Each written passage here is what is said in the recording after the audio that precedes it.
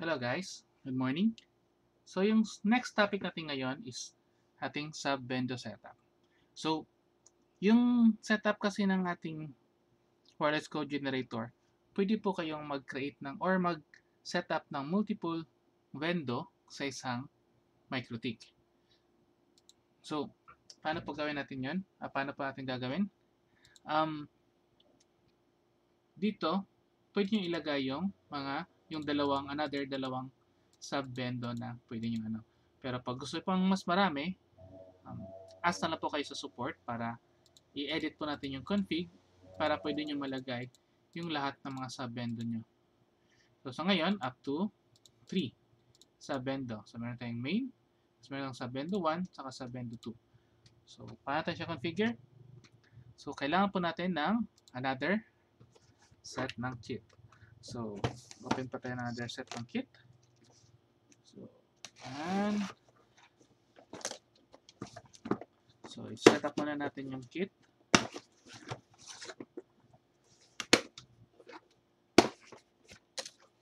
Okay, meron tayong device. Tapos, and then, meron tayong coin slot. Connect natin sa coin slot.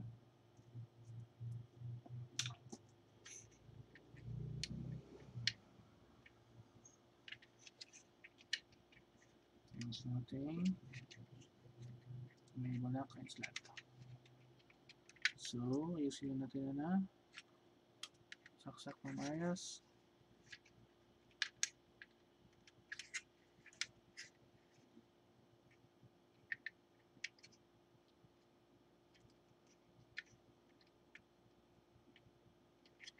Baliktad. So, yan. Natin yung coin slot. Yung button. Click lang natin para mas madali. Tapos, yung LCD.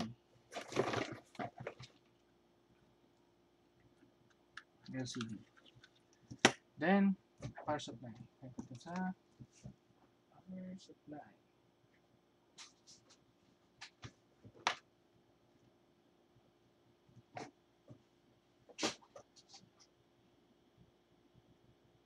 Yan. Tapos, reset muna natin para ma-config mode. Config mode.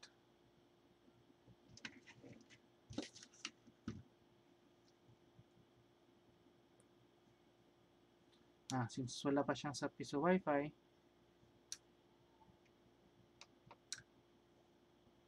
natin config mode. Yan, naka-config mode na siya. So, punta tayo sa desktop. So, ngayon, meron tayong device 1, yung muna ating device. Backup muna natin yung ating mga keys. Kasi kailangan natin siya next time. So, device 1. Tapos, meron tayong key. Key natin, tapos yung key 2. Okay. So, ngayon, yung device 1 natin dito ngayon, yun yung magiging sub-vendo. Kasi device 2 natin yung gawa natin na main vendo yung isa.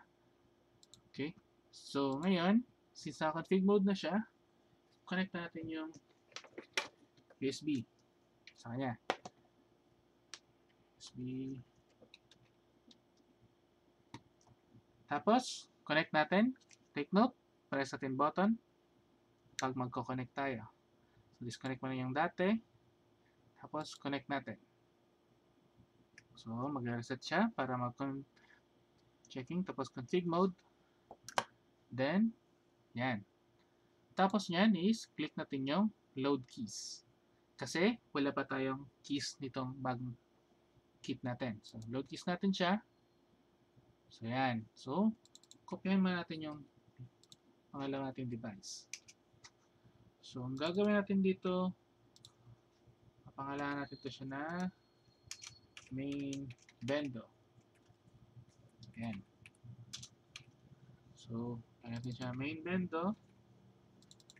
So, kung titignan nyo, yung kopya ko pa rin dati kasi isang mikrotik yung sila ko connect. So, ating babaguhin na natin device name, saka yung mga keys niya. Ngayon, para ma-enable natin yung subvendo, ilalagay natin tong key 1 ng unang device natin. So, gagawin natin tong yung unang device natin, which is device 1, natin yung as subvendo. So, ganun lang. So, since na configure na lahat to dito, I mean, naka 1 gig install tayo, naka auto-config, naka-upload na tayo sa folder, yung gagawin na lang natin dito ngayon is yung 5 at saka 6. So, upload natin. 5.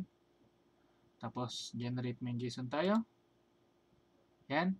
Tapos, yung next one is i-reset muna natin yung ating mga devices. Reset. Yan.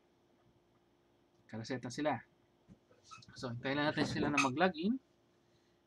So, full screen muna natin. Makita nyo na kumakonect na silang dalawa. Kahit makakonect yung isa. So, yan.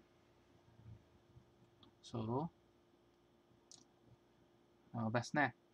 So, ngayon, sa desktop, open natin yung ating device. Ito lang, bagong phone. Para kita natin yung ano. So, full screen na natin. Connect tayo sa ating Wifi. So, connect tayo sa ating piso Wifi, yung malalaking letter. Ayan. Yun. Kung papansinin mo, automatic na lumabas na yung selection. Okay, meron tayong main, vendo, meron tayong device 1. So, automatic na yan siya. Wala na kayong babaguhin sa HTML. So, automatic kayo na ginagawa na ng ano, para mas madali mag-configure or mag-setup. So, insert coin natin. So, ito yung main vendo. So, click natin insert coin. So, dapat magko-connect siya sa main vendo. So, yan. Connected na siya. Tapos, login natin. Ayan, hulog tayo. So, ayan na siyang 5. Generate tayo ng code. So, ayan. Generating code. Generating code. So, meron na. So, ngayon, try natin mag-extend time, pero doon tayo sa kabilang vendo mag-extend time. So, open ko muna yung app. Punta tayo sa piso Wi-Fi na login. So, check natin kung nakalogin tayo. So, 7011. Then, extend time tayo. Ngayon naman, doon tayo sa kabila or sa device 1. So, device 1, insert coin. So, connecting to vendo. So, yun. Connect na siya. So, insert tayo ulit.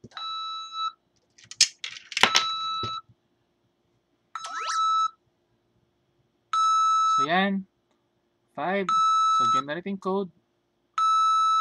So, tayo mag-generate code. Yan. Time now extended.